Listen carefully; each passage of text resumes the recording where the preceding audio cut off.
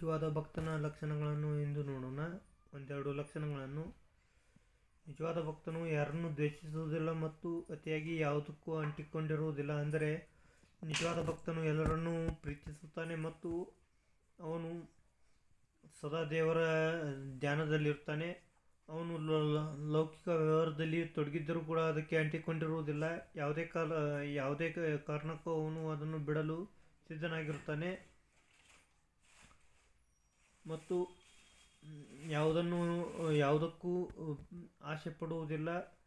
ಎಲ್ಲವೂ ದೇವರಂತೆ ಆಗುತ್ತದೆ, ದೇವರಿಟ್ಟಂತೆ ಆಗುತ್ತದೆ ಎಂದು ಹೇಳುತ್ತಾನೆ.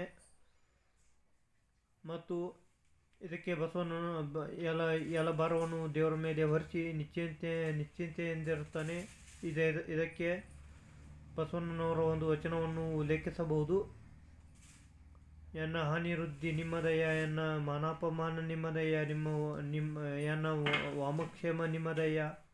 ಕೂಡಲ ಸಂಗಮ ದೇವ ಕಾಯಿಗೆ ಬಳ್ಳಿಗೆ ಕಾಯಿದ್ದಿಮಿತ್ತೆ ಕೂಡಲ ಸಂಗಮ ದೇವ ಎಂಬಂತೆ ಅವನು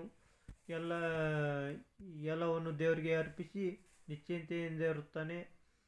ಮತ್ತು ದೇವರ ಕರೆ ಬಂದಾಗ ಅವನು ಪ್ರಾಣವನ್ನು ಬಿಡಲು ಕೂಡ ತಯಾರಾಗಿರುತ್ತಾನೆ.